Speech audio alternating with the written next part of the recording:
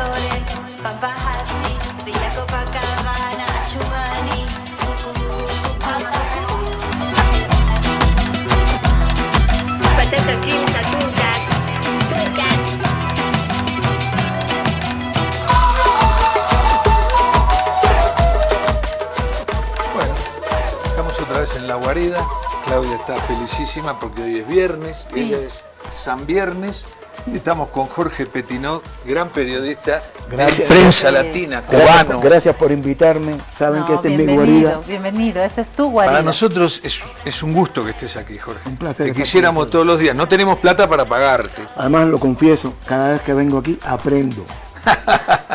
Y nosotros aprendemos de ti. Bueno, aquí estamos, como verán, parecemos los ositos cariñositos. Había una serie así de los ositos cariñositos. Y estamos con ganas de hacer un programa que nos llene a nosotros y que le llenen ustedes. Esa es la ventaja de los periodistas. Aprendemos nosotros y podemos informarle y darle insumos para que usted construya su interpretación, su lectura de la realidad.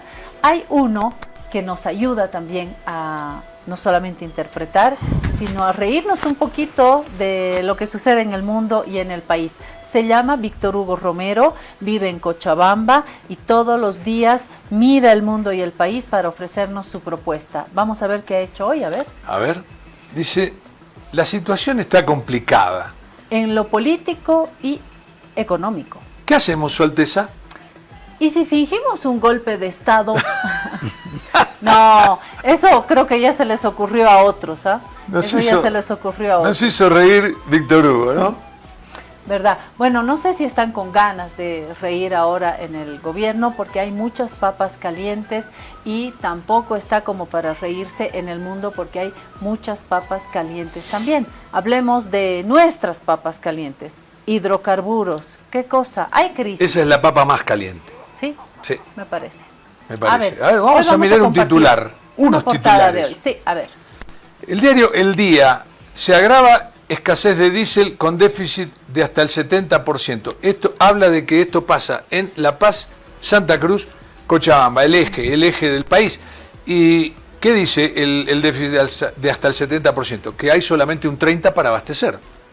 O sea que continuamos con las filas. Un colega periodista a quien se le arruinó el auto con la gasolina me dijo, oye, parece que ahora hay cola, no de repente en la gasolinera, pero sí en el taller. No, ahora hay cola otra vez en la gasolinera, cola en el taller y la gasolina es más cara y encima es una gasolina contaminada, es una gasolina que está matando nuestros motores. Claro. Entonces, de Guatemala a Guatepeor, por lo menos en lo que concierne el tema de la gasolina. Pero aparte tiene un costo político muy alto. ¿Por qué? Porque supongamos un votante de Rodrigo Paz, se le rompió el auto. ¿Cómo es el humor de esa persona con respecto al gobierno? Sí. Hay otras Porque una cosa es que no tengas gasolina para funcionar y otra cosa es que no tengas y además está sin subvención ahora. Cuidado, es otro tema que hay que atender. ¿Estamos exagerando, colega? No, es una situación muy difícil, pero que además se puede complicar por la situación que hay en el mundo.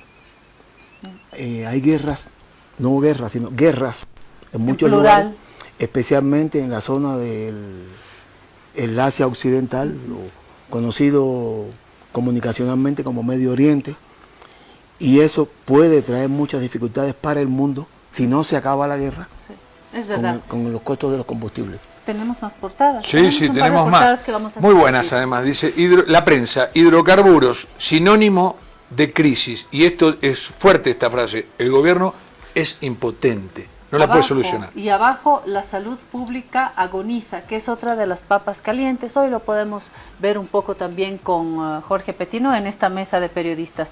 ¿Hay alguna otra portada que Sí. queramos compartir? A ver. Tenemos más. ¡Uh!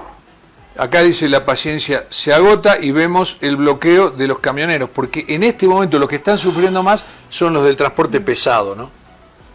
¿Hay alguna otra portada? Sí, sí. Bueno, y YPFB, Sebastián Daroca, Ollier se convierte en su nuevo presidente. Y acá hay que hacer bueno, es un, ¿cómo se llama? Sebastián Daroca es una persona de Tarija, o sea, se ve que es muy conocido el presidente. Pero ¿qué pasa? Ayer se cumplieron 4 meses y medio de gobierno. 4 meses y medio que costaron 2 ministros de hidrocarburos y 3 presidentes de YPFB. Así es. Entonces es un costo bien alto, ¿no? Pero además en una cartera clave, hidrocarburos, vamos en el segundo, y en YPFB como director vamos en el tercero. El tercero. Tercera cabeza en YPFB. ¿Te acordás que estuvo Acli? Sí. Estuvo Después, esta señora Cronenberg y ahora ponen otro nuevo. Blanco. Blanco. Blanco. Y segundo ministro de hidrocarburos. Miren la estrella. La justicia civil desestimó la demanda de herencia sobre el predio del mercado mutualista. Sí. Y en la fotografía no hay diésel. Eso es en las estaciones de servicio. Pero quiero decir una pequeña cosita del ministro de Hidrocarburos que sale. Para mucha gente, Mauricio Medinaceli era un muy buen ministro. Bueno, era un muy buen ministro. Una persona que sabía. Nosotros lo entrevistamos aquí en La Guarida cuando él trabajaba en una compañía en Colombia, Hicimos en una petróleo. entrevista vía Zoom. Vía Zoom. Como Y- periodista internacional, a mí me llama la atención que tanto Medinaceli como esta señora Cronenberg son 2 profesionales de alta categoría. Sí, tienes datos de Cronenberg alta- que lo justifican. Bueno, Bueno, incluso para que una persona ocupe cargos directivos en la esfera petrolera en otros países, es una esfera de alta exigencia tecnológica.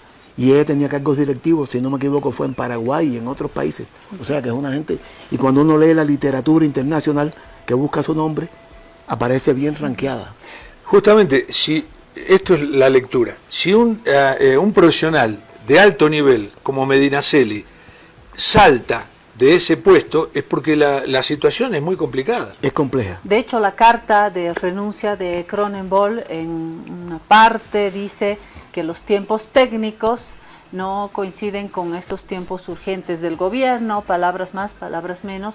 Entonces ahí hay ese doble avenida entre el ajuste técnico que quiere hacer estos especialistas y la urgencia política. En todo caso, es un tema sensible, es una cartera sensible, hidrocarburos y YPFB, pero hay otros problemas más que tienen que ver con la salud, que tiene que ver con el caso Maletas, Marcet, que tampoco está del todo claro. Creo que este es un momento delicado para un gobierno que ya no está en luna de miel, pero todavía tiene que barrer bien porque es escoba nueva. Entonces, me parece que hay que hacer un análisis acá también. Y en el campo, que es lo que yo domino, que es la comunicación, yo creo que hay un denominador común que un poco no han tenido bien en cuenta y que puede ser difícil para el presidente, porque si no se comunican bien estos temas, ponen en aprietos a un presidente que lleva 6 meses y que está tratando de, como dice el gobierno, poner en orden la casa, ¿no? Y si no se comunican bien estos temas, y yo creo que ha habido problemas de comunicación en estos distintos campos. Así es, de acuerdo, Sí, de acuerdo con Jorge. Sí, y no se comunicó bien el tema de la gasolina porque nunca se dijo cuál fue el problema de los motores que se rompían, ¿no? De la gasolina fallada. ¿Cuál fue realmente? Nadie sabe, porque nunca se explicó. Y ahora no se está explicando de por qué además falta. Y además falta en un momento en que la gasolina, el precio ha sido liberado. se terminó la subvención. Hago un último apunte sobre ciertos desequilibrios. Fíjese que hasta Evo Morales había, digamos, un horizonte respecto de la línea del poder y de los votantes con cierta certidumbre. El quiebre que se da el 2019, para no entrar en la pelea golpe, fraude, voy a hablar de un quiebre constitucional, de una crisis que ha envuelto a todo el país.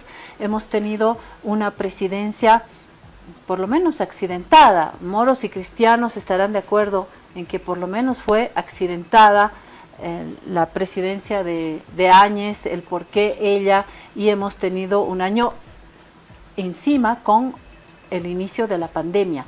Luego viene Luis Arce, que coincidirán conmigo, les guste Arce o no, les guste el MAS o no, que ha sido una designación también peleada con un MAS que ya empezaba a fracturarse, y la elección de Arce y Choquehuanca ha sido fruto también de una discusión, de una decisión también apurada, y miren cómo termina el gobierno de Arce.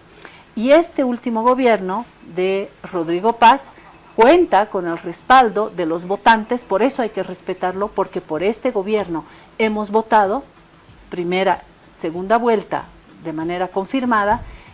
Sin embargo, es un gobierno que también se fue acomodando ahí en el camino, tanto en la candidatura de Rodrigo Paz como con el factor Lara, que hoy nuevamente muestra un divorcio muy complejo y diría hasta vergonzoso por cómo se están tratando dentro del poder. Último, hay alguien que sí, hay una fuerza que sí la tiene clara, que sí está más estructurada y es libre, y hoy tiene la gobernación de Santa Cruz, porque Jorge Quiroga es un actor principal dentro de una estructura que sí, le guste libre, no le guste libre, tiene un horizonte más claro, y hoy tendrá el poder en Santa Cruz, sumado a todos estos problemas, hidrocarburos, confusión en maletas, confusión en Marcet, la salud, la gente que comienza a agotarse en su paciencia. Me parece que hay que tomar las cosas en serio en el gobierno de Paz. Todo esto que he dicho tan largo, en realidad puedo decir, venimos de una serie de incertidumbres, traemos incertidumbres desde el 2019, a mi modo de ver, y hoy hay que tratar de enmendar y construir certezas. Tiene tiempo, el gobierno tiene muchísimo tiempo para enderezar esta cuestión de los hidrocarburos y algunas otras cosas más, pero hay que poner mano ya.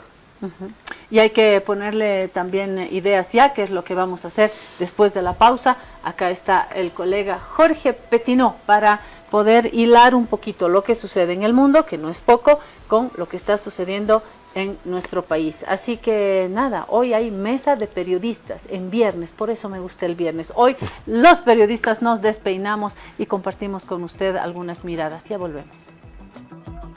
Si te resfrías, consigue alivio de día y descanso reparador de noche con Refrianex comprimidos día y noche. Refrianex, siempre contigo en cada momento. Señora, un paraguas, por favor. ¿Como este? El joven de Provi. El mismo. ¿No tuviera uno más grande? ¿Como este? Más grande. Más grande sería pues la sombrilla, joven. Sí, perfecto, señora. Es que ya viene. ¿Qué viene? La lluvia de premios de Banco Proden. Vuelven los sorteos para los que ahorramos en la procuenta de Banco Proden. Y si tú mantienes o incrementas tus ahorros, ya estás participando. Un ticket por cada 100 bolivianos que mantengas en tu procuenta. Y 2 tickets por cada 100 bolivianos que incrementen tu saldo. Gana miles de bolivianos. Con ganadores en el área rural y urbana. Si aún no tienes tu procuenta del Banco Proden, ábrelo hoy mismo y empieza a ahorrar. Porque cuando llame Proden, ¡ganan todos! Banco Proden. Esta entidad es supervisada por ASFI. Actividad autorizada y fiscalizada por la Autoridad de Juegos. Ahora estás viendo.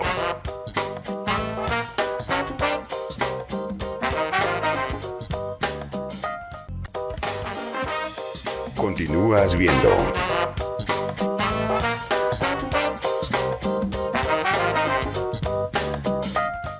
Si te resfrías, consigue alivio de día, descanso reparador de noche y fortalece tu sistema inmune con Refrianex sobres día y noche. Refrianex, siempre contigo en cada momento.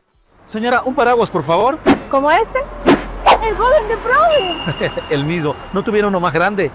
¿Como este? Más grande. Más grande sería pues la sombrilla, joven. Sí, perfecto, señora. Es que ya viene. ¿Qué viene? La lluvia de premios de Banco Proden. Vuelven los sorteos para los que ahorramos en la procuenta de Banco Proden. Y si tú mantienes o incrementas tus ahorros, ya estás participando. Un ticket por cada 100 bolivianos que mantengas en tu procuenta. Y 2 tickets por cada 100 bolivianos que incrementen tu saldo. Gana miles de bolivianos. Con ganadores en el área rural y urbana. Si aún no tienes tu procuenta del Banco Proden, ábrelo hoy mismo y empieza a ahorrar. Porque cuando llame Proden, ¡ganan todos! Banco Proden. Esta entidad es supervisada por ASFI. Actividad autorizada y fiscalizada por la Autoridad de Juegos.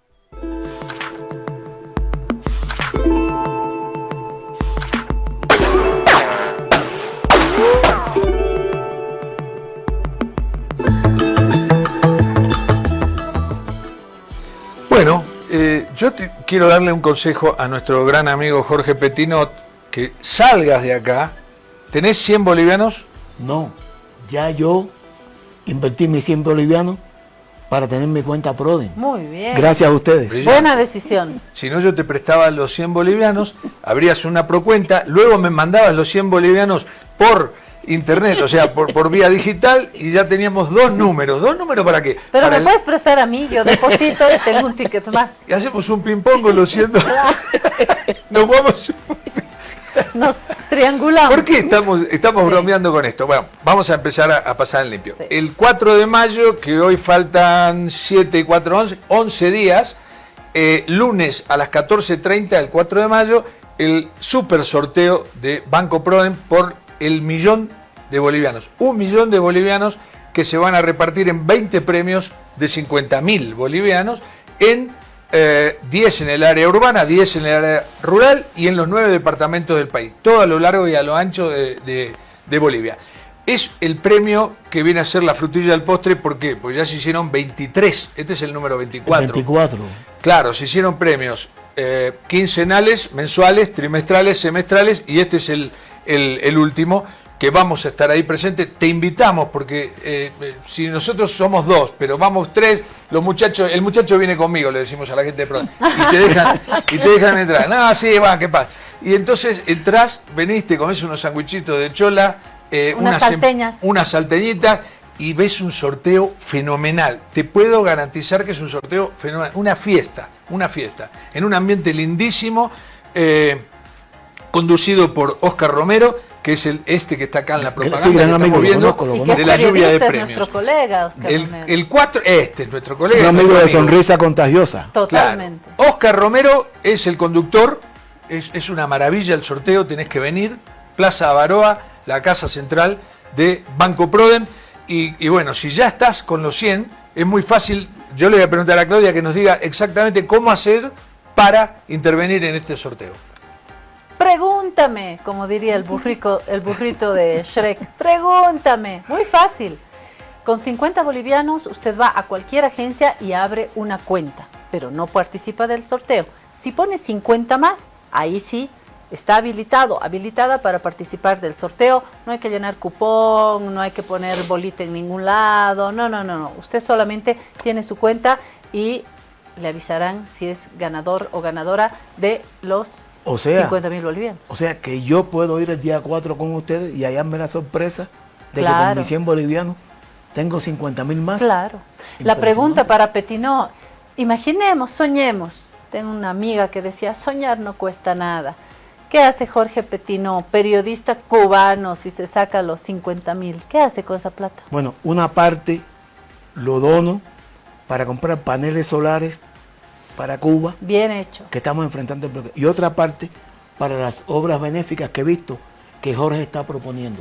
Ser padrino de una escuela. No, por pero no ejemplo. se va a quedar De una escuela sin rural. nada, Jorge, por favor. Deme No. a mí, haga yo para mi panel solar. La codicia. Claro. Me salió mi Manolita. Mi Manolita, pensando en la guita. Bueno, pero aparte de otra cosa, esto hay que aclarar. Con 100 bolivianos se participa del sorteo, como decíamos recién, sin comprar billetes, sin anotarse en ninguna parte. Con 200, si pones 200 tenés 2 números, si pones 300 tenés 3 números. O sea, cada, si 100, haces, cada 100 es un número. claro, si haces una operación vía digital, a través de la cuenta de Prodem, Pero no de manera ilimitada, ¿no? No, Porque por supuesto. Si no, Ahí tenés otro número más. Entonces, participás con 3, 4 números, depende del dinero que tengas, que vas poniendo. Entonces, esto es una maravilla. Y a mí lo que me llama la atención, y te voy a preguntar, ¿acá no hay lotería nacional? hay lotería. ¿Y cuándo en Navidad, por ejemplo? Hay lotería Sí, en Navidad. se hace en ¿verdad? Navidad. El gordo de la lotería. Y anoche vi en televisión que estaban anunciando una digital, en otro canal lo vi Ah, sí. anoche. No recuerdo Mira. dónde. Sí. Pero sí hay lotería. Bárbaro. Pero Pero ahí hay que comprarse un hay que comprar un billete. Claro. Bueno, acá solamente hay que tener 100 bolivianos en la, Hay en que la ahorrar, procuenta nada más. Sí. de Banco Proden. La ventaja El de 4 Proden- de mayo. La ventaja de Proden exactamente es esa, que uno pone los 100 bolivianos y ya estás en el concurso. Ya estás adentro. Totalmente, sí. Y no tenés que hacer nada. Te avisan, te llaman por teléfono y dicen, usted es el feliz ganador de 50.000 bolivianos. Muy bien pensado. Sí. O Así por que ahí esperar. no atendiste el teléfono, pero entraste en tu cuenta y te das cuenta que hay 50.000. ¿De dónde salieron estos 50.000? Es porque Sí. ganaste. Por eso yo estoy esperando más que el 1 de mayo. Cuando era asalariada esperaba el 1 de mayo a ver si había incremento salarial. ¿Por qué? Me contaste, ¿por qué? Porque el 1 de mayo el gobierno, por tradición, Por el Día Internacional de los Trabajadores. Sí, y entonces y- ese día... Lo tradición imagino, pero también, es una costumbre dicta- local. dicta medidas para los trabajadores Qué y bueno. las trabajadoras. Ahora que no soy asalariada, voy a esperar Proden. Es mi esperanza. Bueno, Y a lo vamos que a esperar vinimos. también que se arregle el tema de la guerra de Irán. Bueno, ¿no? espera sentado, porque está complejo. ¿Qué dice Petinaud? Jorge Petinaud, periodista cubano, es cabeza de la agencia Prensa Latina, acá en Bolivia, y obviamente tiene que tener una mirada detallada del país, pero tiene que tener la mirada internacional también. ¿Qué se dice hoy? ¿En qué estamos? ¿Cuál es el capítulo de hoy? Sí, Jorge. es muy preocupante la situación mundial porque siempre me gusta ir a las causas. El mundo capitalista, en su fase imperial, ya perdió la posibilidad de, digamos, controlar al mundo por la vía política. O sea, antiguamente estaba la ONU con una serie de temas, el Consejo de Seguridad, todo el mundo le hacía caso, la Asamblea General hacía una serie de proyectos, de temas, y todos los países más o menos se ajustaban a eso. Grandes potencias, sobre todo Estados Unidos, respaldada por Europa, Japón y otros países, pues hacían una influencia política, o sea, por la vía diplomática, por la vía política, y con eso tenía un control de prácticamente todo el mundo. Hoy el sistema capitalista ha llegado a una fase de crisis económica, de crisis cultural, vamos a decirlo así. Me gusta mucho analizar las cuestiones desde el paradigma cultural, de crisis cultural, y entonces es muy difícil poder controlar el mundo. Resultado, el sistema norteamericano ha elegido presidente, digamos, la última opción, un presidente que no teme aplicar en alta mar el corso y la piratería, como en la época siglo XVIII hasta el siglo XIX. No teme secuestrar un presidente, no teme invadir países y no teme, en función de sus intereses geopolíticos, decir que le corresponde el canal de Panamá, que le corresponde Groenlandia, incluso territorio de un aliado.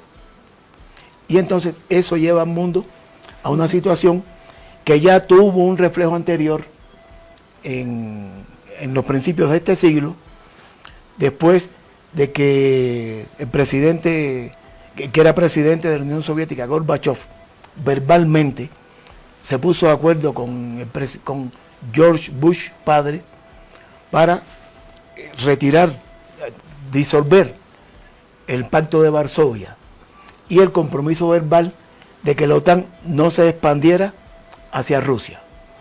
Por ejemplo, hay un discurso que la gente le presta muy poca atención en el mundo del presidente Vladimir Putin en la cumbre, en la reunión anual de seguridad de Múnich en 2007, en febrero de 2007, donde Putin, siendo primer ministro, pronuncia un discurso muy fuerte diciendo que Rusia se sentía muy preocupada por su seguridad.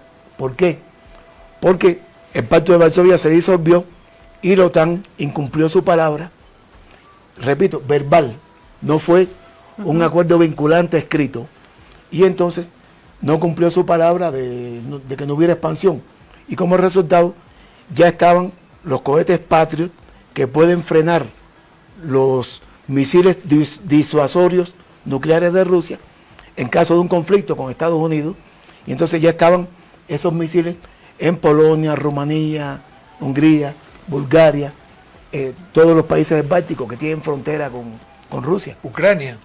Y entonces la situación más grave vino porque ahí hacían maniobras, unas maniobras que hacía Estados Unidos con Ucrania, que se llamaba Sea Breeze, o sea, brisa marítima.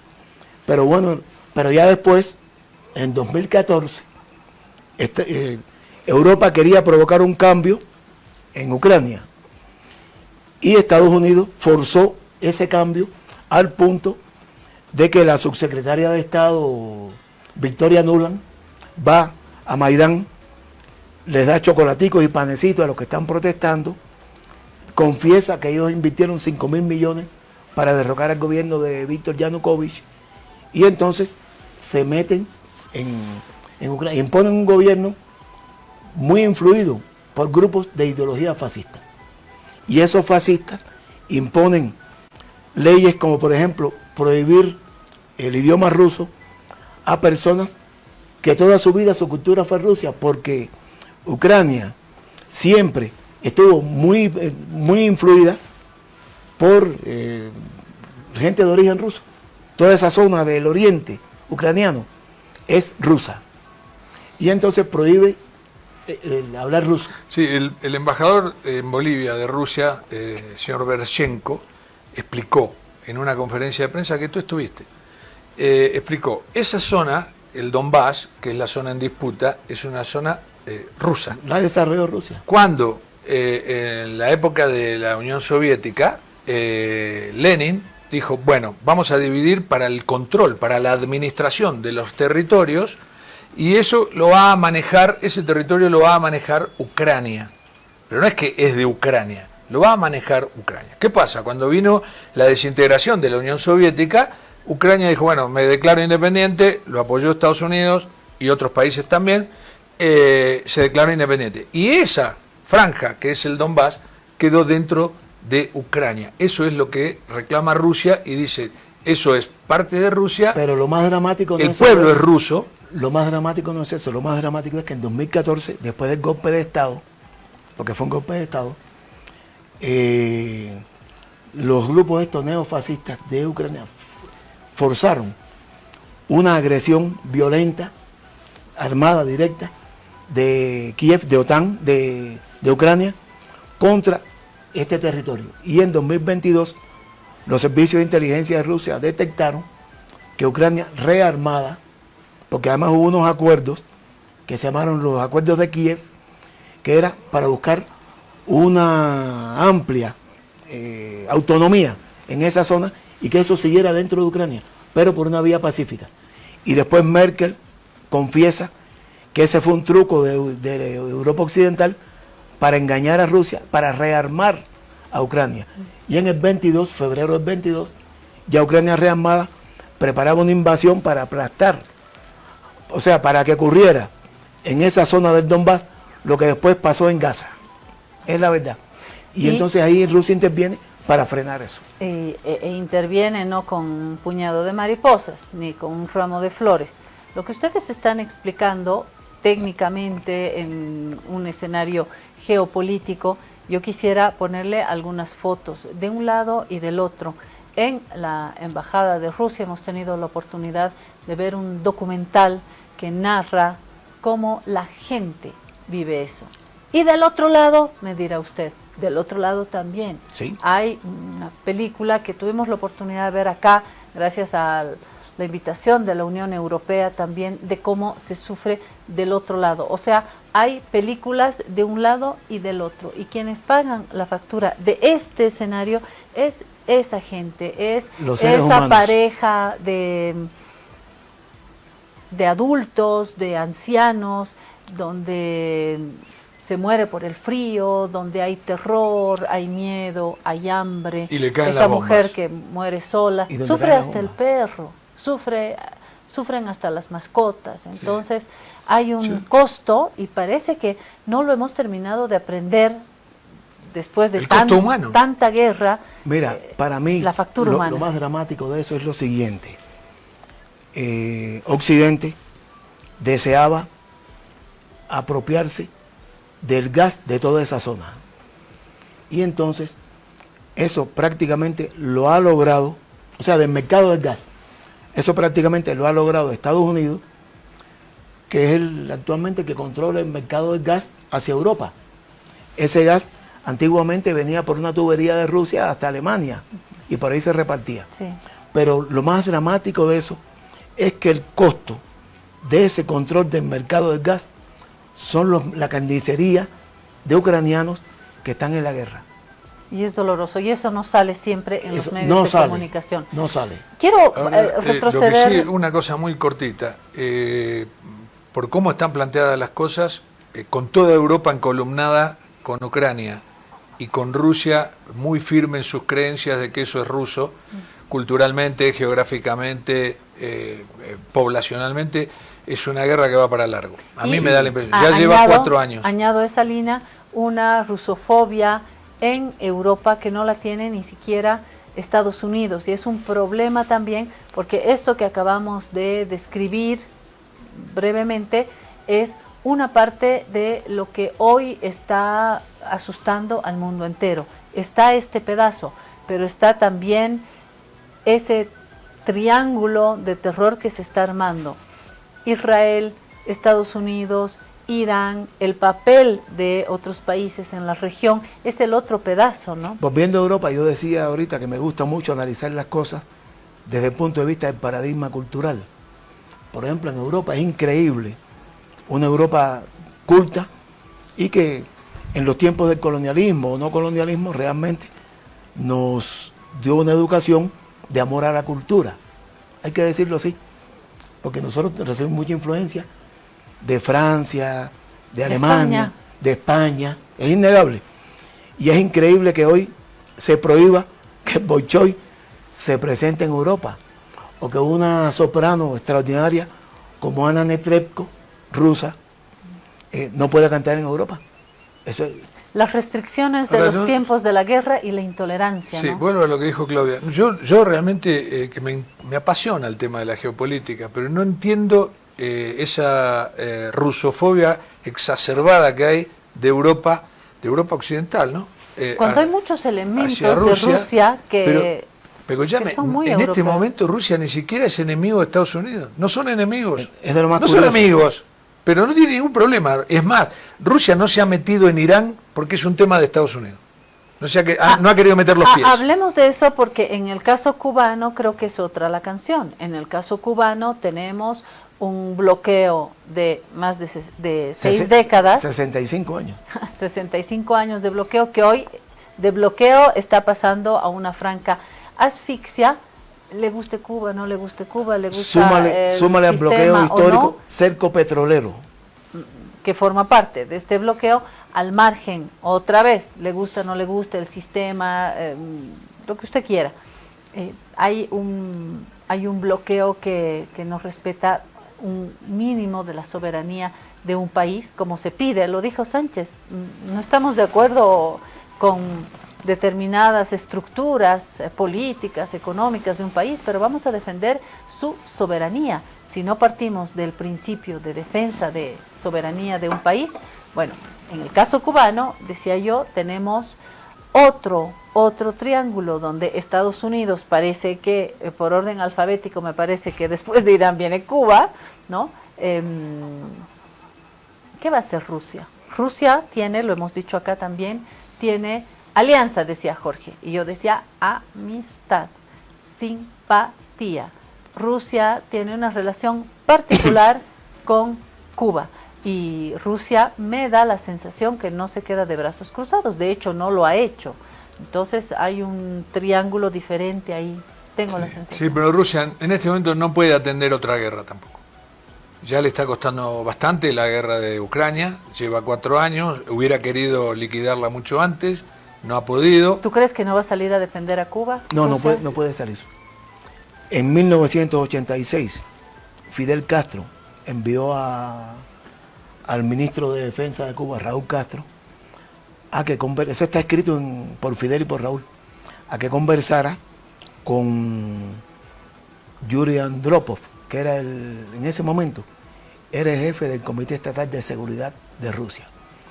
Y entonces la consulta fue precisamente esa: si en caso de una agresión directa, Rusia podría intervenir y...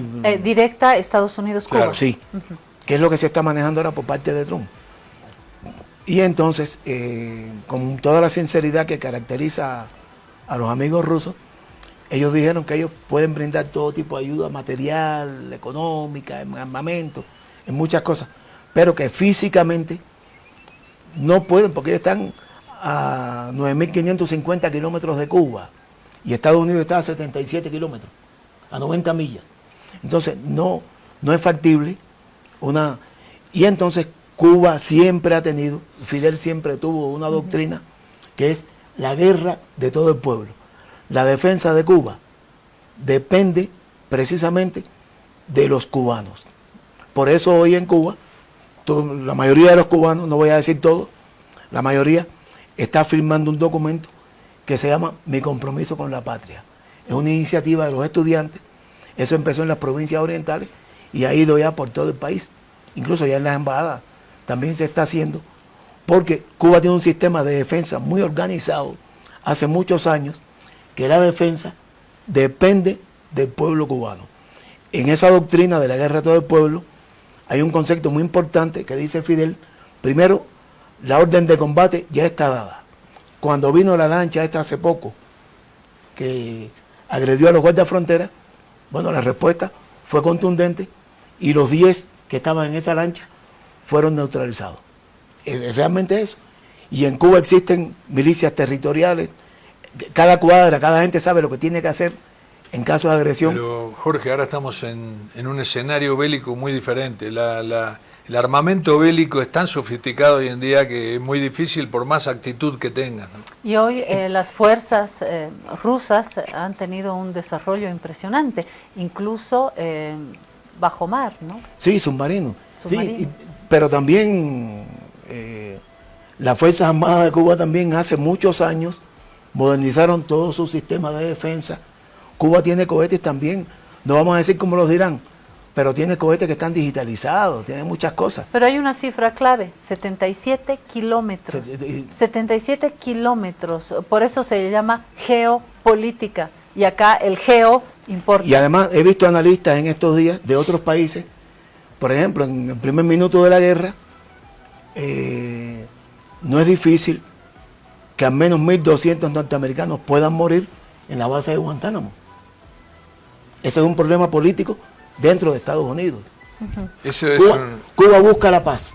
Claro. Bueno, lo ha dicho el presidente. Eso es hemos un as ido en la a manga. este otro lado, hemos hablado de Ucrania, Sí. Rusia, Estados Unidos, Cuba. ¿Qué me dicen de este otro lado? Vámonos hacia el estrecho de Hormuz. Sí, y ahí cómo quiero se completa. pedirle a Inés en producción que nos ponga una noticia que es muy reciente, de horas, porque cada hora se da una noticia nueva con relación a esto. Y están, bueno, va a ir un alto jerarca iraní a Pakistán. Va a participar de este diálogo para ver que este diálogo fructifique. O sea, Irán está predispuesto ahora. Ahí lo vamos a ver. Pero además de todo esto, y ustedes hablaban de fuerzas transportadas. Voy a leer el titular. ver. Bajo presión, el ministro de Asuntos Exteriores de Irán viajará a Pakistán para avanzar en el diálogo con Estados Unidos. Comunicacionalmente me gustaría marcar esas dos palabras: bajo presión. Claro, bajo presión. O sea, es con cara de pistola. Yo realmente pienso que no es, o sea, ese bajo presión yo no lo justifico. Yo pienso que quien está más bajo presión es el presidente Donald Trump. Él pensó hacer una guerra de una semana y ya lleva casi 45 días. Un poco más. Pero voy a esto. Hizo una prórroga Él prometió que si en tal día no esto desaparezca una civilización. Y la civilización sigue ahí. Pero tampoco atacó. Hay que ver si atacaba, qué pasaba. Estados Unidos acaba de mandar 3 portaaviones que llevan 200 aviones y 15.000 marinos. Ha llevado todo eso ahí al Golfo Pérsico. ¿Qué es esto? Esto es una presión. Es una presión para que digan, o arreglás o vamos a los tiros, ¿no? El problema es el siguiente, que había conversación durante una semana y él bloqueó. Irán dijo, con bloqueo no conversamos, y no fueron. Él lleva más fuerza y todas esas cosas, pero Irán no es Venezuela. Irán ni siquiera es Cuba. Irán tiene cohetes. Posiblemente... Tiene mucho armamento. Tiene mucho armamento. Y ha habido, porque además no está dicha toda la verdad. Trump todos los días escribe en su... ¿Y Venezuela no está armado hasta los dientes? No es Irán. No tiene la tecnología que tiene Irán. Pero además no tiene la geografía de Irán. Y le extirparon al presidente de una manera impresionante. Lo secuestraron. Irán tiene bajo tierra a miles de metros, porque es un país muy montañoso, rocoso, con una geografía muy difícil. Tiene mucho armamento, tiene mucha capacidad tecnológica, tiene gente, un recurso humano muy bien preparado, y se prepararon después de la primera agresión. Recuerden que estuvieron negociando. Y pero aparte, Jorge, tiene la geografía de su lado. Es como que todos los autos tienen que pasar por la puerta de tu casa. Eso es el estrecho de Hormuz. El estrecho de Hormuz lo tengo yo. Entonces está a tiro de revólver, no de cañón. Sí. Puede llevar todos los portaaviones que quiera, y en algún momento puede ocurrir que un cohete caiga sobre uno de esos portaaviones y que destruya muchos aviones. Una línea sobre Venezuela, ya que abordamos el tema. Hay un equipo nutrido norteamericano que está desembarcando en Venezuela. Estoy hablando de un equipo diplomático, técnico, de la CIA, de alto nivel, militar, entiendo. Entonces hay un factor ingresando ahí, ¿no? Y sí. Delcy Rodríguez, que nadie la sabe descifrar bien hasta acá, me parece. Sí, yo realmente no tengo mucha información actualizada sobre Venezuela, y me gusta hablar cuando tengo elementos. Pero indudablemente Estados Unidos hizo una invasión, secuestró a un presidente, y los venezolanos han buscado un diálogo por la vía pacífica y están tratando de... A mí me llama la atención porque hace 6 meses Bush hablaba de la dictadura chavista y metía en un saco a todos los que estaban ahí. Sin embargo, ya después que él tiene secuestrado a Nicolás Maduro, que tiene acuerdos sobre el petróleo, ya comienza a conversar de un modo distinto, como si ya no fueran los dictadores chavistas. Eso es curioso. Eso se calma con petróleo. ¿Era democracia lo que buscaban? ¿O era petróleo? Bueno, y yo creo que esto de Irán se va a terminar ahora.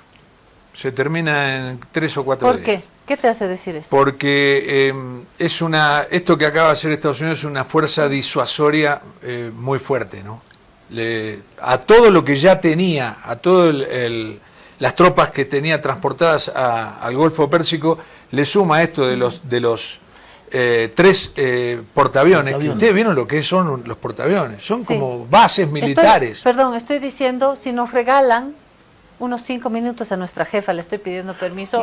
Adicionales. Un poquito más, porque me gustaría decir algo sobre Bolivia, si no me van a decir que soy una chanta que ofrezco y luego no cumplo. Claro, a ver. Claro. Y lo que digo, sí, para mí va a terminar tarde, porque a todas las fuerzas militares que ya tenía Estados Unidos ahí en el Golfo Pérsico, que son muchas, le agrega ahora 3 portaaviones, que son bases. Ahora los portaaviones son bases militares. Es una base. Definitivamente, es una cosa increíble. Y con 200 aviones y 15.000 marines. Yo creo que no es para utilizarlos, es para disuadir de que firmen ese acuerdo. Se logra un acuerdo si Estados Unidos no traspasa la raya roja de prohibirle a un país soberano e independiente su derecho al desarrollo nuclear. Eso es lo que impide hasta este momento que se llegue a un acuerdo. Que Estados Unidos quiere que Irán les regale 500 kilogramos de uranio enriquecido que puede servir para sus centrales nucleares, como la de Bucha. Yo les robo, bueno, le voy a robar al sector futbolero que viene enseguida un par de minutos para volver a casa y preguntarle al colega Pettinot cómo este panorama, que ni siquiera hemos terminado de dar la vuelta, está tan complejo todo que ni siquiera hemos dado la vuelta completa, pero estos elementos crean, por supuesto, una incertidumbre, por decirlo menos, en la economía, y esto afecta a nuestro país en lo económico, también en lo político. Yo quisiera hablar de esta crisis, que decía la portada de un diario hoy, la paciencia se agota. Este es el sinónimo y la magnitud de la crisis, una crisis que ya ha hecho saltar al ministro de Hidrocarburos.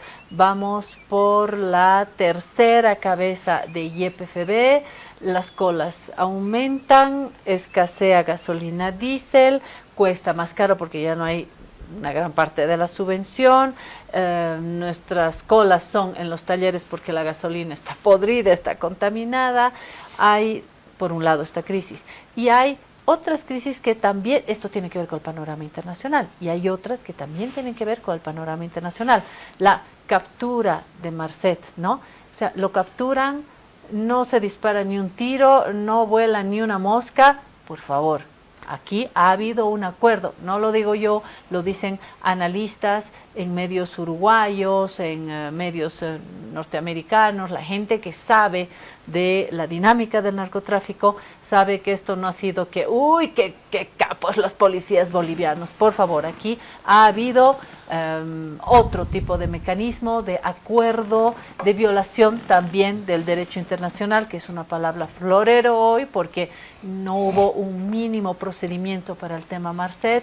Lo de las maletas, tenemos al ministro Oviedo arrinconado, no supo explicar lo de las maletas, y las cajas fuertes, como en Semana Santa, se multiplicaban como los peces, las cajas fuertes. Es decir, hay un tema, ¿cómo?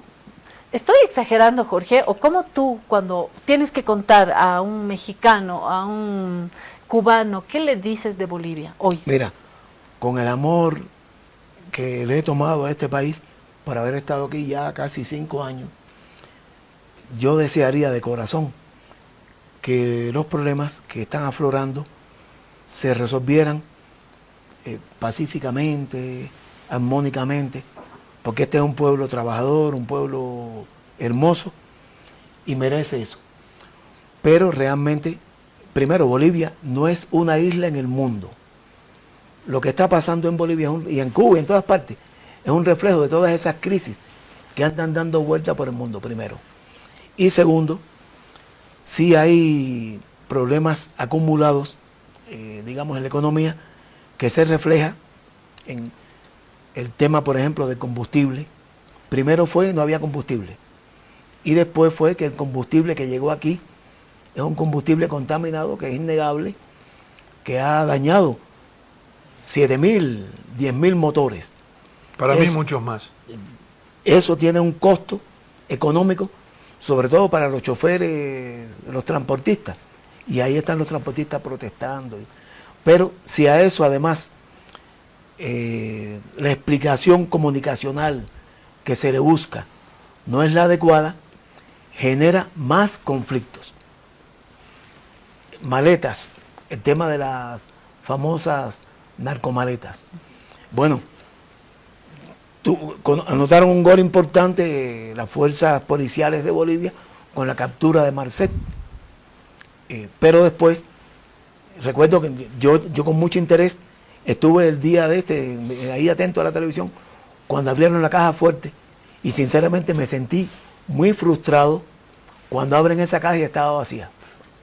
Y entonces después no hay una explicación coherente con eso. Después hacen una denuncia de relojes que desaparecen, de dinero, de joyas. Y aparece otra caja fuerte. Y entonces pasan 40 días y al cabo de 40 días, entonces aparece esa caja fuerte. Eso le resta credibilidad a los cuerpos policiales, a la cartera de gobierno, y genera más problemas para el presidente Paz, que está tratando de poner la casa en orden. Narcomaletas. Llegan 32 maletas, se dice que con 100 millones de dólares. Y nadie sabe dónde están las maletas todavía, ni nada de eso. O sea, son cosas que le causan un daño muy grande a un gobierno que le guste o no le guste, a la derecha o a la izquierda. No me meto en eso. Eso es la elección de los bolivianos, como dice Claudia. Pero eso genera dificultades para el gobierno. Y ahora de eso se suma los maestros, y encima de eso, los maestros van a protestar a la Plaza Murillo, y hay policías que no se dan cuenta de la situación. Y claro, la policía se dice que está para un cuerpo represivo, pero no está para echarle gas en la cara a los periodistas o empujarlos. Pasa que, yo les pido que me guarden 30 segundos para contarle una ¿qué noticia. estabas muy concentrado buscando, Claro, a ver. Pero no es local, es internacional. ¿Y qué es? No, antes de lo internacional. Entonces, Por eso, yo guardame tomo el 30 micrófono, segundos. te voy a guardar, pero guardame a mí 15 para decir que me sorprende también como un ministro como Oviedo, que llegó para mí como un viejo lobo de mar, en el sentido de que es un político de mucha experiencia, de confianza, yo creo que del núcleo del poder, y he visto a un Oviedo en entrevista con la periodista Jimena Antelo. Yo la vi. ¿Verdad? Una entrevista importante que hace ella a Oviedo, y veo a un ministro que no sabía explicarle esto de la multiplicación de los peces como Cristo, que es la multiplicación de las cajas fuertes, y la periodista le decía, pero le dijeron de la primera caja, pero ¿cuándo se entera de la segunda caja? Y él le dice, no, es que no me habían informado, pero entonces le ocultan la información. No me ocultan, pero entonces ¿por qué no sabía? No, porque y sí y porque no. ahora hay nuevos elementos, dijo. Y le dice, ¿y puede dar los datos de lo que había? Y le dice, no, ¿por qué? Porque tengo acaba en la de llegar casa. a mi casa, Lo le dice, tengo en la estoy en mi casa. casa, él estaba en la casa, él los tenía no sé dónde. Es decir, comunicacionalmente, esa entrevista perfora el gobierno, ¿no? Y me llama la atención porque estamos hablando de un actor político de mucha Muy experiencia, importante. ¿no? Sí. Bueno, ahora sí, tus 30. No, la noticia es de último momento y ocupó todas las tapas de los diarios británicos.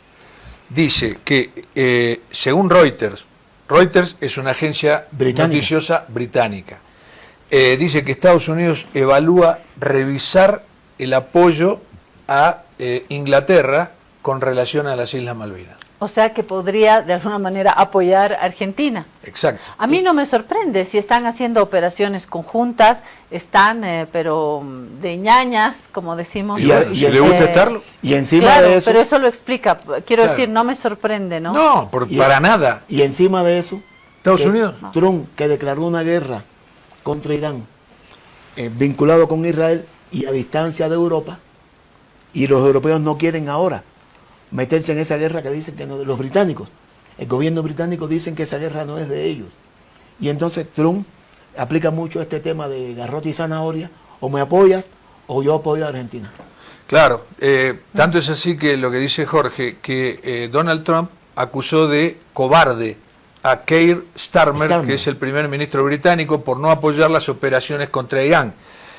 Esto surgió porque se filtró un correo del Pentágono diciendo que que Estados Unidos va a tener que tomar algunas decisiones con relación a Inglaterra, y una de esas es reconsiderar el derecho de Inglaterra sobre posesiones imperiales, en particular las Islas Malvinas. Una última cosa quiero decir. Y lo que decís, Tus 30, Jorge. Una última cosa quiero decir. Exactamente, esto es delicado porque Reino Unido ha sido hasta ahora el principal aliado europeo de los Estados Unidos.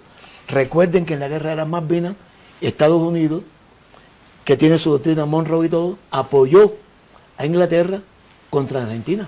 Claro. Ok, bueno, acá me escriben desde nuestra jefatura de la guarida y nos dicen, terminando, ¿por qué? Porque si Jorge supiera que en estos minutos él ya estaría hablando de cuánto cuesta una entrada en el Mundial, qué va a pasar con Irán, si robato o no robato, qué va a hacer Bolívar, él nos habría cortado. Todo lo que estarías ya comentando, Jorge. Así que a Jorge Pettinot, las gracias, como siempre. Yo he aprendido mucho. Bueno, si ustedes me dejan, yo me quedo para aprender del maestro. Porque yo por quiero supuesto, ver. por supuesto, te quedas acá, nos Bueno, quedamos los tres, porque son, primero porque faltan pocos minutos, Bárbaro. y segundo porque son temas Se queda. apasionantes la para que todos. se va es la verdadera maestra, que soy yo. Así que los quedas? dejo con un ¿Te diálogo. quedas? ¿Ah? ¿Te quedas? No, me voy. Y usted sí se queda, hay un súper diálogo, tenemos un invitado que ya está vía Zoom y vamos a tener también un buen diálogo futbolero después de esta pausa. Trata la gripe y la tos seca con una cápsula blanda y efectiva. Aliviate con Refrianex Tos. Refrianex, siempre contigo, en cada momento. Señora, un paraguas, por favor. ¿Como este? El joven de Proven. El mismo. ¿No tuviera uno más grande? ¿Como este? Más grande. Más grande sería pues la sombrilla, joven. Sí, perfecto, señora. Es que ya viene. ¿Qué viene?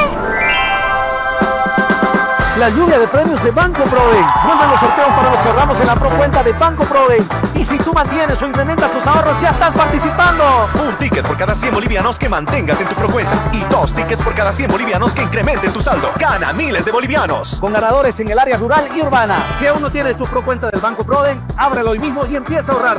Porque cuando llamen Proven, ¡ganan todos!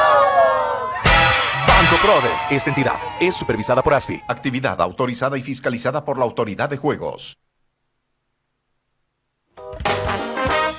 Ahora estás viendo.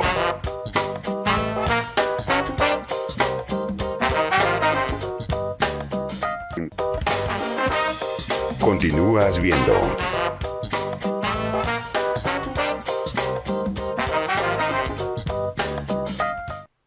Alivio efectivo a todos los síntomas del resfrío con Refrianex comprimidos tradicionales. Refrianex, siempre contigo, en cada momento.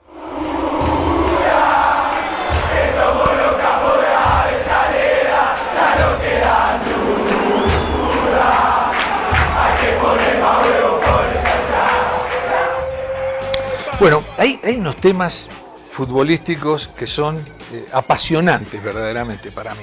Y estamos en contacto directo con Gonzalo Rocha en Radio Panamericana. Gonzalo es una persona que ve bien, yo digo, que ve muy bien el fútbol, lo explica bien, me gusta cómo opina y por eso lo hemos invitado. ¿Cómo vas, Gonzalo?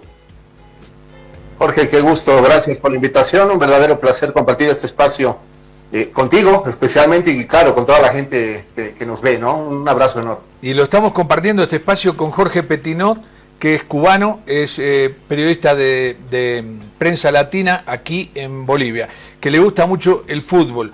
Parece que a los cubanos no les gusta, pero sí, les gusta. ¿A quién no le gusta? Nadie, es una religión sin ateos, el fútbol, ¿no?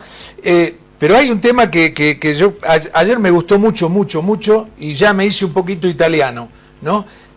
Resulta que un asesor de Donald Trump fue hasta el presidente.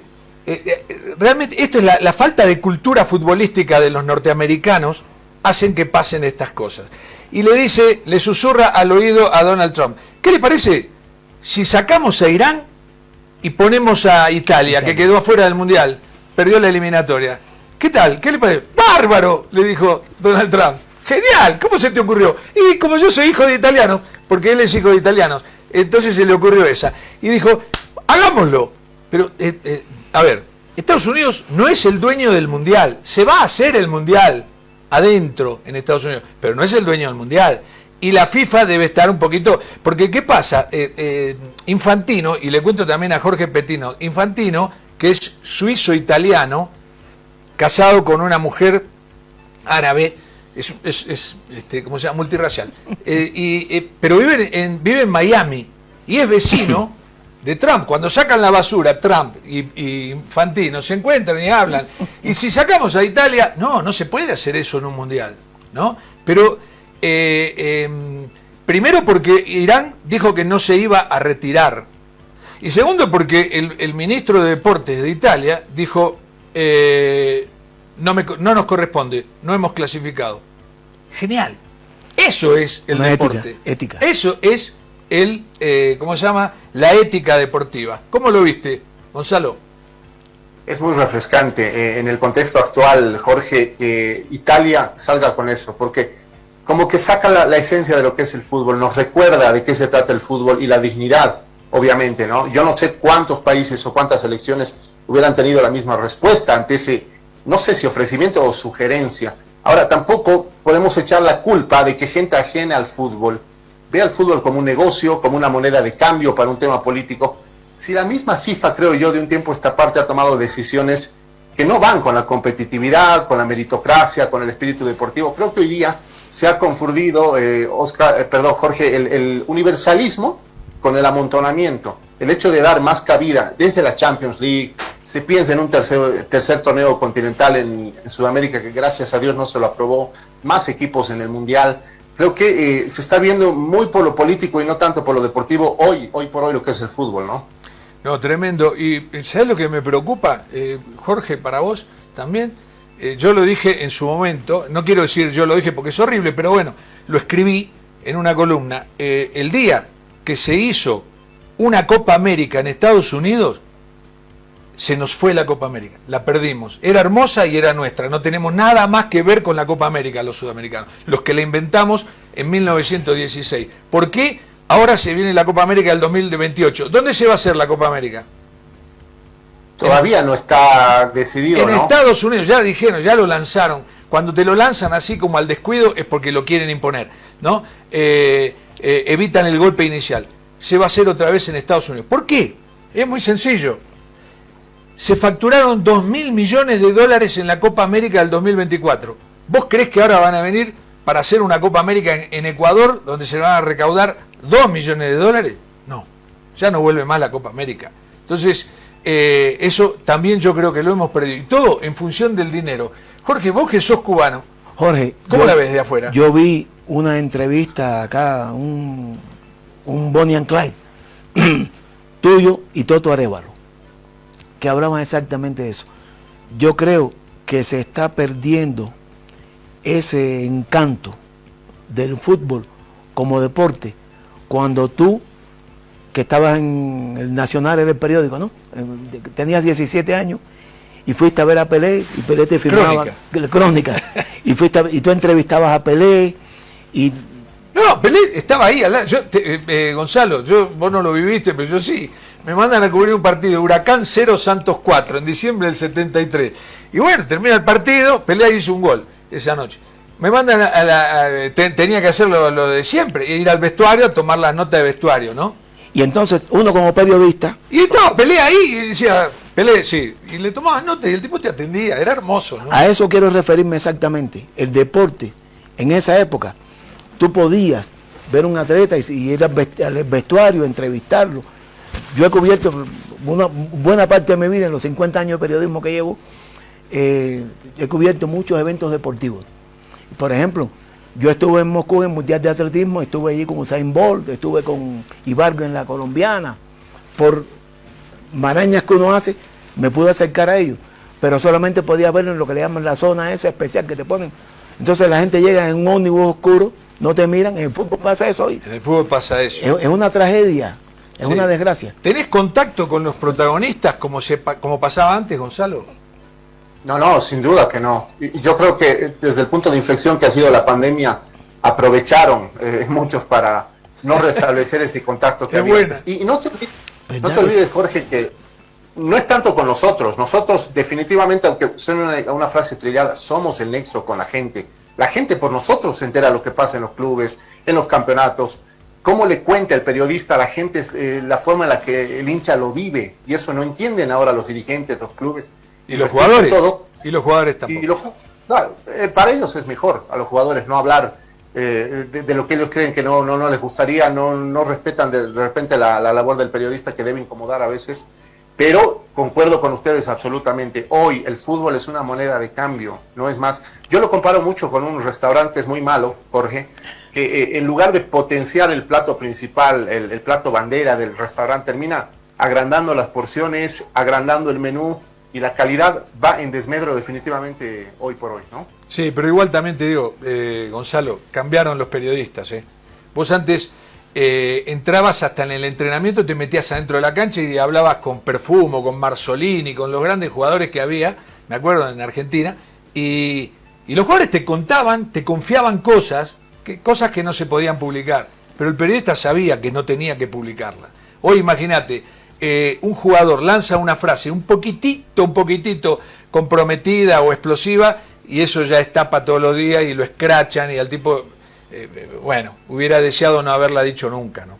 Desgraciadamente, Jorge, la misma comercialización del deporte ha provocado que haya comerciantes de la pluma, desgraciadamente. Ahora, el tema, ¿cómo lo ves el Mundial? ¿Es un Mundial de 40? ¿Te gusta el Mundial de 48 equipos? No, definitivamente no, porque no hay mucha competencia, no es igual. Como no me gustó el nuevo formato de las Champions, por ejemplo, soy honesto, lo detesto. Le ha quitado esa emoción que tenía el fútbol antes, ¿no? Vos sabés que ayer hablé con Jorge Arriola Müller, un peruano que tiene el récord mundial de ir a más mundiales, justamente. Fue a 14 Copas del Mundo, ya tiene el pasaje y 3 entradas, 3 partidos seguro B para este Mundial 2026, que va a ir a Los Ángeles. Y me dijo sobre el tema de los 48, dice, mirá, cuando yo empecé a ir en Inglaterra 66, eran 16 equipos y eran los 16 mejores. Vos tenías el sumum del fútbol reunido ahí. Ahora con 48 vamos a ir a ver partidos de eliminatoria. Es muy buena la frase, ¿no? Son partidos de eliminatoria. Son de eliminatoria. Absolutamente. Y permíteme hacer un paralelo con lo que vivimos, que es el fútbol boliviano. ¿Esto qué provoca? Menos competencia. En Bolivia tenemos 2, 3 equipos exagerando que pelean por el título. Después está una panza de equipos que quieren un torneo internacional. Porque es más fácil acceder al torneo internacional y te permite unos pesos, unos dólares con los cuales sobrevives el resto del año, y otro marcado grupo que busca el descenso. Así no tienes competencia y después nos quejamos de que la gente no vaya, ¿no? Claro, pero vuelvo sobre lo que dijiste hace un momentito. Tenemos en Sudamérica, que a mí me parece bastante engordado todo, así como el Mundial, una Copa Libertadores con 47 equipos, ¿verdad? Sí. Una Copa Sudamericana que también tiene unos 40 y pico de equipos, ¿verdad?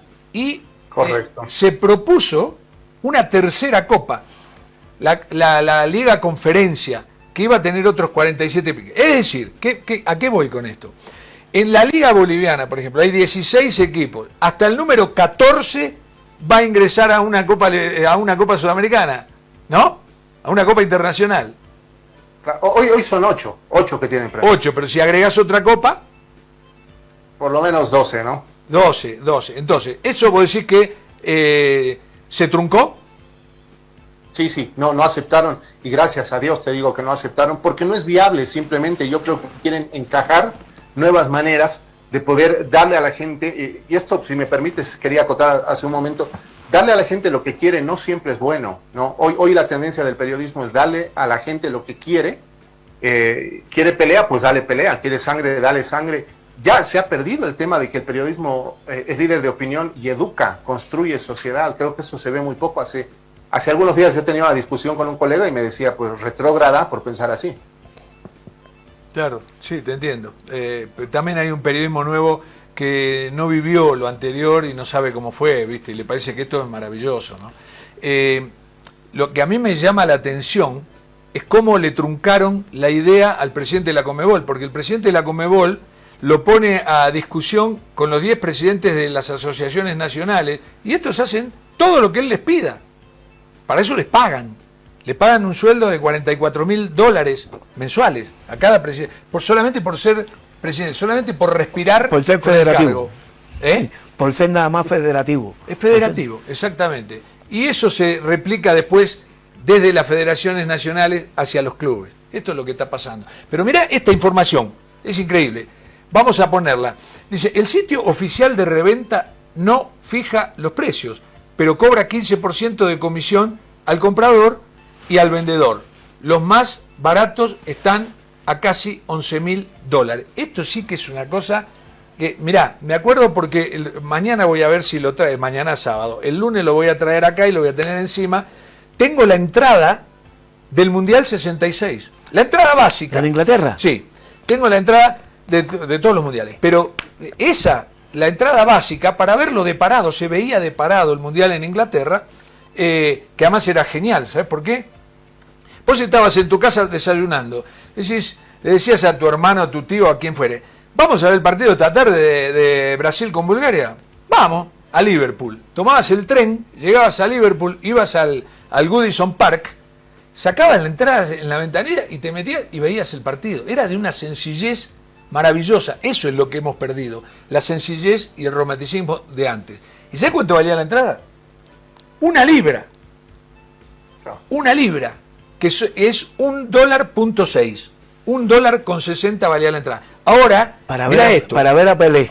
Para ver a Pelé, a todo, Eusebio, Bobby Charlton, entonces Beckenbauer. Bueno, y ahora fíjate esto.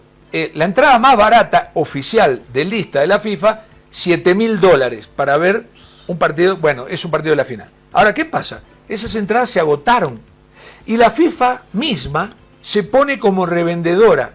Si vos querés, ya compraste la entrada y la tenés para la final, la querés, la FIFA se la entregás a la FIFA te la toma y luego se fija un precio nuevo. ¿Saben cuánto es este precio? Miren lo que es esto.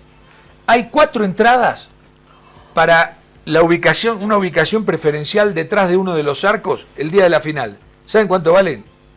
$2.283.000 cada entrada. O sea, vos decís, pero esto es una locura. ¿Quién la va a comprar? Hay mucha gente que tiene plata. Hay mucha gente que dice, están desayunando en la casa y le dice a la esposa y a los 2 hijos, ¿quieren ir a ver la final del mundo? Sí. Le sale $10 millones, pero tiene la entrada. Es una locura total. Y esto es lo que va a impedir que muchos torneos ya no se jueguen en sus lugares de origen como la Copa América. Se van a jugar en Estados Unidos, todo por lo que factura, ¿no? ¿Cómo lo ves? Ha alejado a la gente el fútbol de hoy. Es un ejemplo enorme el que das, Jorge, porque ya el hincha, el que ha hecho grande al fútbol y el que le ha dado esa grandeza que tiene este deporte, ya no tiene acceso, ¿no? Y eso le hizo brillar los ojos a los dirigentes de hoy y terminan, como tú bien decías, diseñando torneos, estableciendo sedes, y en lo último que piensan es en el hincha final del fútbol. Lo que te dije es una moneda de cambio. Por ejemplo, esta invitación a Italia, nadie me saca de la cabeza que es un tema del gobierno de Estados Unidos para sanar un poco esa tensión que tienen en otro ámbito que no tiene nada que ver con lo futbolístico. Hoy creo que el fútbol es una moneda de cambio, lamentablemente. Y bueno, cambiemos el ángulo. Ahí tenemos una cosa, una tapa de ayer de los diarios italianos, que Italia contrataría a Guardiola. Mirá, la Gazzetta dello Sport, que es el diario deportivo más importante de Italia y uno de los más grandes del mundo, dice: Guardiola, el italiano. Esta es, para Italia sería maravilloso y para él una gran desfida, dice, un gran desafío. ¿Cómo lo ves? Yo no estaría de acuerdo si fuera Guardiola con eso. Es muy distinto dirigir una selección que dirigir un club, y si algo ha mostrado Guardiola a través de su carrera es que necesita el día a día con los jugadores, necesita disipularlos de alguna manera para que su idea de juego pueda ser aceptada, y ha tenido los resultados que ha tenido por eso. En una selección no tienes eso, Jorge. Tienes que estar convocando gente formada por otros más o menos, y no tienes tiempo de poder empapar con tu idea de juego. Jorge, personalmente creo que es un error. Quiero poner una pica, como decimos con el periodismo antiguo, cuando era con los linotipos.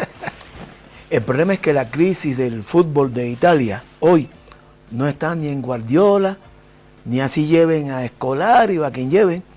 El problema es que la crisis del fútbol en Italia es que se juega un calcio muy bueno, con muchos extranjeros, pero el fútbol de Italia no se ha desarrollado. Claro. A ver, yo doy mi opinión. A mí me parece que la idea de Italia es magnífica. Italia tiene que virar, hacer un cambio de 180 grados, porque de los últimos 5 mundiales fue a 2010 y 2014, eliminado en primera fase. En una fase lo eliminó Eslovaquia.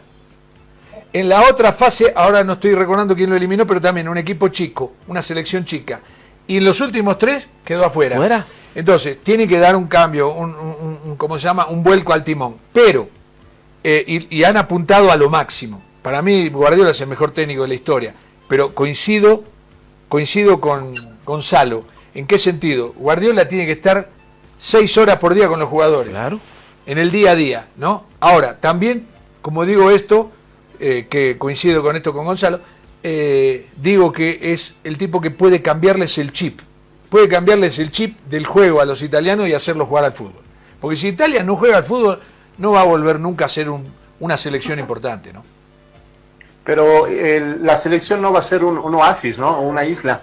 Tendría que revolucionar lo que es el fútbol italiano, lo que decía Jorge, el calcio, hoy por hoy Guardiola, y no sé si le van a dar las herramientas, la libertad.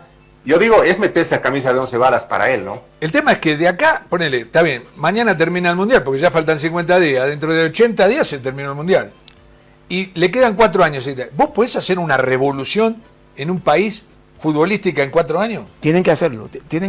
Sí, pero no creo que sea para el 30, será para el 34 en todo caso. Correcto. Y no sé si lo aguantarán hasta entonces. Te quiero preguntar, y menos mal que todavía nos quedan 3-4 minutos, por el tema del técnico de Bolívar. ¿Está bien removido Robato? Era el tiempo, bueno, depende desde dónde preguntes, ¿no? Era el tiempo porque ya estaba desgastada la relación. Robato es uno de los técnicos que más ha durado en Bolívar, casi 3 años de proceso, ya podemos hablar por lo menos de un proceso. Y yo creo que la hinchada al final ha sido determinante con el rechazo a la persona Flavio Robato más que al técnico, porque los números lo han avalado. Sí, es evidente que Bolívar está en una curva descendente en este último semestre, pero el trabajo ha sido muy bueno de Robato. Sin embargo, los exabruptos que ha tenido en la prensa no se los ha perdonado el hincha, lamentablemente.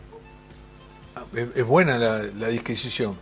No le perdonan a la persona. El técnico no lo discuten mucho, porque el equipo no jugaba tan mal. ¿Te acordás la Copa Libertadores que hizo? ¿Cuándo fue? Cuando le ganó a Cerro Porteño 4-0 en Paraguay, cuando le ganó al equipo chileno también 4-0, Huachipato era. No, Huachipato. ¿Palestino? Palestino. Palestino. Que también le ganó por goleada en Chile. Hizo cosas buenísimas. Además, el equipo jugaba bien. Armó un equipo que tocaba y demás.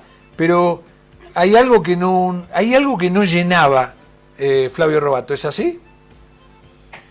Y el hincha en Bolivia es parte de todo lo que estamos hablando, Jorge. El hincha le gusta que lo satisfagan, no le gusta acomodarse. Bolívar jugaba muy bien, Robato impuso una identidad de juego que sería un error no darle continuidad ahora, pero ha tenido exabruptos, encontrones con periodistas, frases por ahí fuera de lugar en su momento que un ser humano las tiene, pero el hincha no pudo perdonarle más allá de varios resultados que tampoco han sido tan nefastos. Lo del centenario quizás sí, ¿no? Lo del centenario ha sido importante, no alzar un trofeo para el hincha. Claro, se le fue el centenario y no pudo ser. ¿Quién te parece que podría llegar a venir? ¿O qué nombres hay, Gonzalo? No hay muchas luces, lo claro es que va a ser un técnico extranjero. Bolívar todavía debe pasar las decisiones por filtros, que son Marcelo Claure y el Citigroup, así que tienen que ponerse de acuerdo. Hoy aparecen nombres como Roberto Mosquera, como Pablo Peirano, el uruguayo, como Roberto Gamero, como Javier Rabanal, un técnico español que brilló en Ecuador hace poco tiempo. Está en universitario Rabanal, en este momento, jugando la Libertadores. Creo que lo destituyeron hace poco, es la información que yo tenía, no hace mucho tiempo. Pero bueno, en todo caso va a ser extranjero. Van a poner los ojos afuera nuevamente en un técnico del perfil del Citigroup, con lo que implica, Jorge, ¿no? No creo que venga a tener resultados en 1, 2 o 3 meses. A ver, vamos a repasar los 4 nombres. Ya nos queda poco, pero quiero repasar los 4 nombres. Uno dijiste Rabanal, el otro... Peirano, ex nacional de Uruguay. Sí, Peirano le fue bien a Peirano le fue bien en Independiente Santa Fe. Llegó hasta la final del campeonato en Colombia. Después vino a Nacional y parece que no anduvo bien ahí. Luego... Está Roberto Mosquera, el peruano colombiano. Sí. Gamero. un colombiano, bueno, yo hablé con Gamero ayer y él me dijo, bueno, no hablé nada concreto con gente de Bolivia, pero aparece en las carpetas Gamero, o podría ser Leonel Álvarez también entre los colombianos. Me gusta Gamero, lo vi actuar en Millonarios, le fue bien, salió campeón, 2, 3 veces campeón. Me parece de lo que me nombraste, me parece muy conducente Gamero. Y ojalá les convenza a los dirigentes, pero ya, ¿no? Porque no le van a dar la oportunidad a Vladimir Soria más de 1, 2 o 3 partidos. Y bueno, pagarán el precio de que tenga que adaptarse al nuevo técnico que viene de afuera, ¿no? Sí. Gonzalo, mil gracias. Gracias por tu aporte, por tu visión, por tu opinión siempre acertada. Jorge, lo mismo. Gracias, amigo. A ver cuándo tenemos a Cuba en un mundial y nos vamos hasta el lunes, si Dios quiere. Un abrazo, Jorge, gracias por la invitación.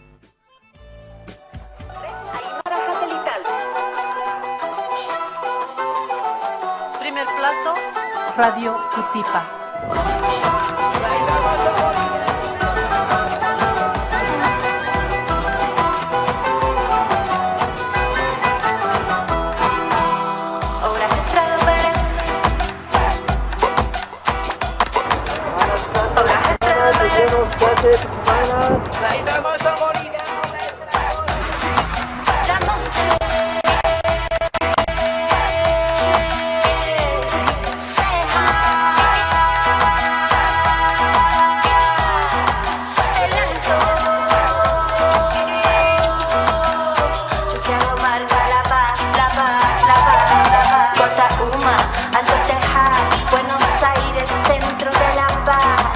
Chicana, Achumani, Chasquipampa, ahora Prado Pérez, Miraflores, Pampajasi, Villa Copacabana, Achumani.